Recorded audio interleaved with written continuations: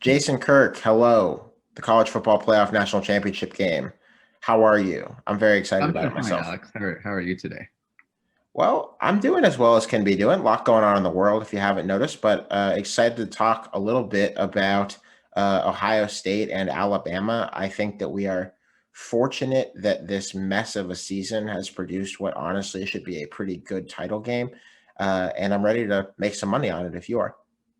Yeah, let's give that a shot. It's it's very fun that this absurd season is what it took to get us an Alabama Ohio State title game for the first time ever. Pretty wild. Yeah, You'd think that would happen all the time, and yet you would think here we so. are. Yeah. Obviously, these teams have played in the playoff before. In 2014, the first year of the playoff became an emotional win for Ohio State in the Sugar Bowl semifinal. Uh, I don't think Ohio State is going to win again in this circumstance, but we are not just talking about winning. We are talking about covering. I was able to grab Ohio State at +8.5 in this game. At most places, it's +8.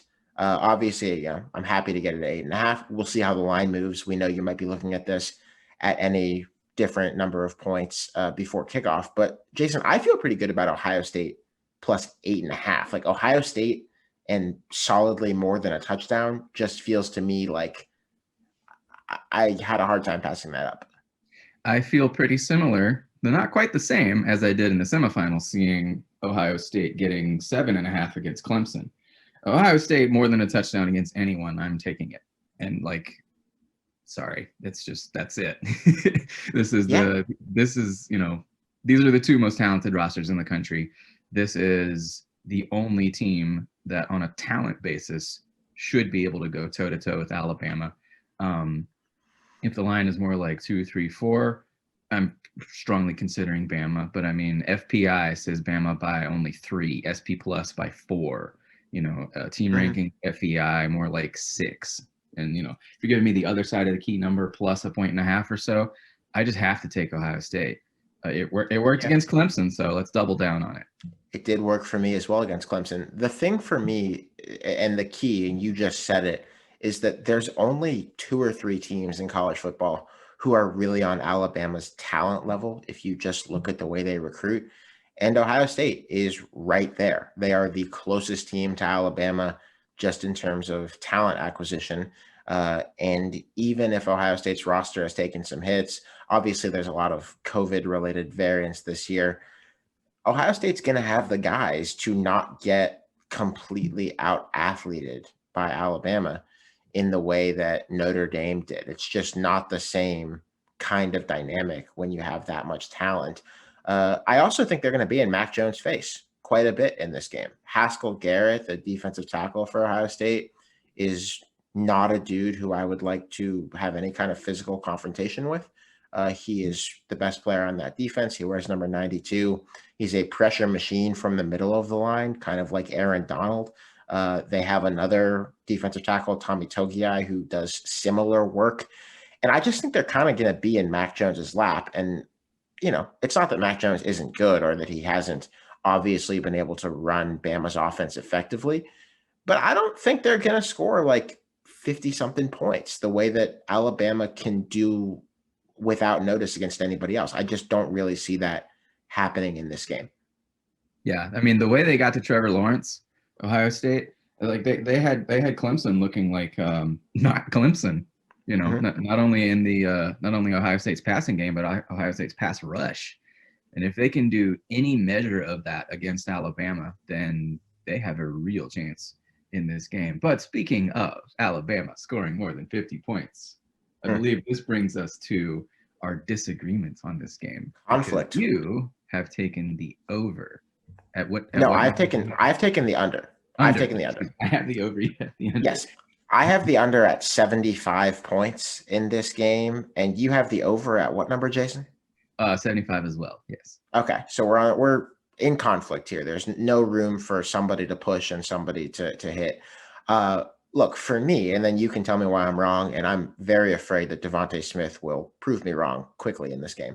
Uh, but I think a lot of the bet for me is on that Ohio State defensive line that I was just talking about with Garrett and Togiai, Zach Harrison, Jonathan Cooper. Some of their linebackers are very strong. I think that they're just not going to get boat raced in the way that we expect Alabama to boat race teams.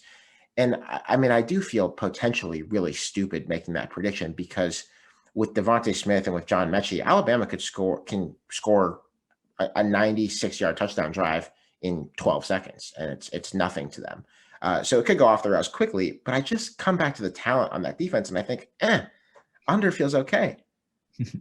Yeah, but then I remember the talent on the offenses as well. And I mean, Ohio State for a few years now has been this like, they're kind of like a super Indiana or a super Ole Miss, where like, man, the big explosions on offense, but there's going to be a few on defense, And we've seen over the past year or so, Nick Saban as well just kind of acquiesce and you're like, fine, we're going to give up some big plays on defense, right?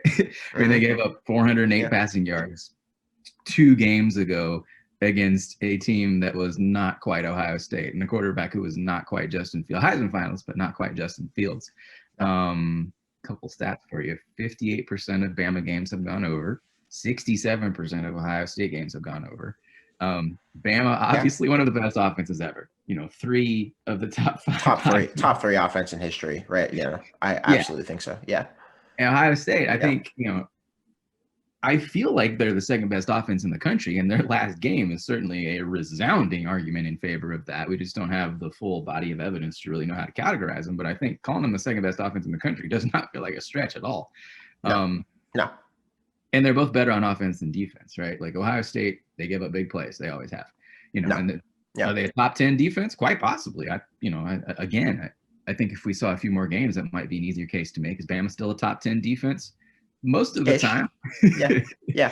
It's for me, the one thing that, I mean, everything you're saying scares me, being on this under. The one thing that I think gives me some solace, although obviously I wish it weren't so, and I hope he's extremely healthy, is that Justin Fields may not be entirely himself in this game. He took a brutal shot to the ribs in the semifinal against Clemson.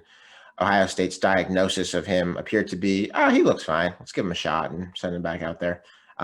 And hopefully he's good because I want the game to be great. And above all, we hope that he is healthy.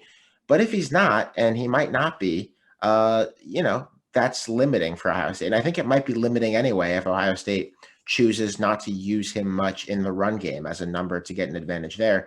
And frankly, if I were Ohio State, I wouldn't use him much in the run game because if he gets hurt, then it's probably curtains on Ohio State having any chance to win this game.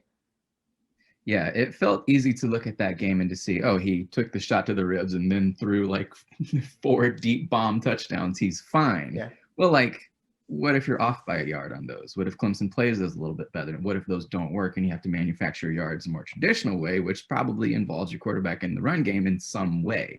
Well, now you're limited, right? Yeah, so that is a concern. If also Justin Fields isn't 100% and you have to take away that that QB run element, then yeah, that's a big concern.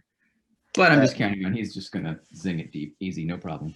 You're probably right, and I think that there is danger here for me. I will point out that odds checker contributor Richard Johnson, a colleague of both of ours, pointed out that Clemson had some alignment issues in that semifinal where they really just did not appear to be lined up, and Ohio State exploited that. I don't think Nick Saban and his defense make those mistakes in this game.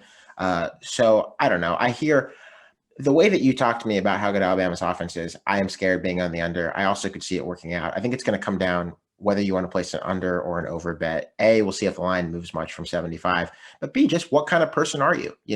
It says a lot about your personality if you want to take the over in this game or the under. And I'm just no fun, so I'm taking the under. Whereas I want to see the biggest, dumbest year in the history of football end with the biggest, dumbest game possible. Also, what if Jalen Waddle shows up at that point? Are you? Yeah. I mean, you like wrestling. Jalen Waddle coming back would be – who's that wrestler he's appears to be down and passed out, and then he sits up and terrifies everybody in the arena? You're referring to The Undertaker, yeah. The Undertaker. That's the guy. Obviously, I'm a huge wrestling fan myself. Jason, been a pleasure going through this bowl season and another college football season together. I hope that we have a fun game to watch here. I guess I hope it sits on 75 points even and Ohio State covers so that neither of us has to take a loss and we both go 1-0 in this event. That sounds fine. Let's agree on that. Fantastic. Let's do it. Thanks for watching this video. Thanks for hanging with us this college football season, and we will see you guys very soon, we hope.